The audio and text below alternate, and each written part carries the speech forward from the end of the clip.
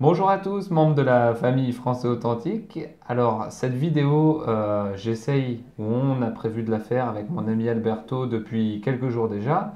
Salut Alberto. Bonjour à tous les amis. Je pense que la majorité des membres te connaissent déjà parce que ça fait très longtemps que tu suis Français Authentique, qu'on a eu l'occasion d'échanger tous les deux. Et on est donc au Polyglot Gathering de Berlin. Et c'est grâce à Alberto que je suis venu ici. Et on veut enregistrer cette petite vidéo témoignage depuis plusieurs jours. Et on a attendu le dernier jour. On n'a plus beaucoup de voix. Ouais, on a fini la voix, mais on va faire le mieux pour vous. Voilà, on va faire du mieux possible. Et donc voilà, je voulais demander à Alberto qui a un site d'apprentissage de l'italien qui s'appelle Italiano Publicité. Automatico, italianoautomatico.com.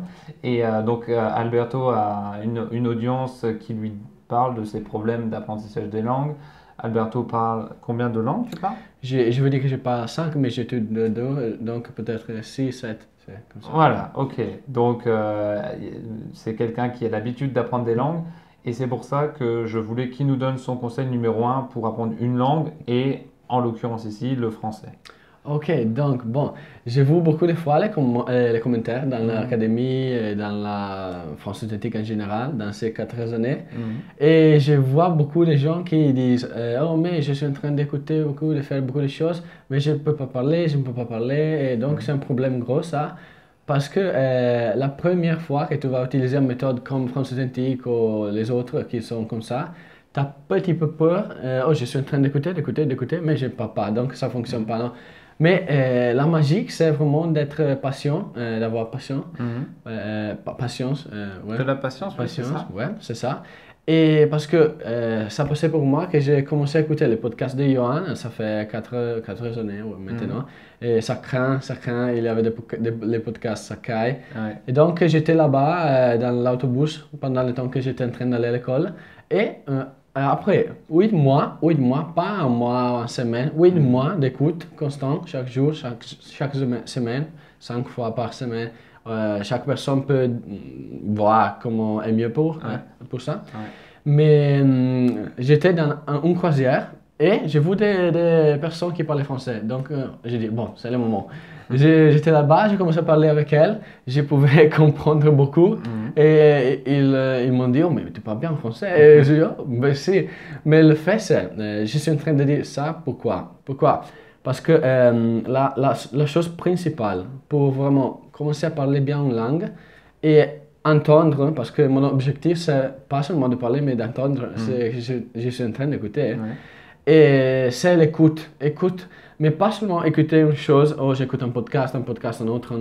Le même podcast peut-être 30 fois, 40 fois. Ça semble impossible de le faire, mais si c'est quelque chose qui t'intéresse, c'est relaxant à écouter, Ouais. c'est possible. Donc c'est ça. Et dernière chose, Ouais. excusez-moi, mais Pas de souci. c'est incroyable le fait que je n'ai pas parlé le français pour une année et je peux dire ce que je veux. Voilà, et c'est ce que je voulais dire aussi, et c'est ce qui est impressionnant parce que donc Alberto me dit, il voulait, enfin, avant de faire cette vidéo, il me disait bon, ça fait longtemps que j'ai pas parlé français, que j'ai pas pratiqué. En plus, il apprend d'autres langues, donc parfois on a tendance à mélanger.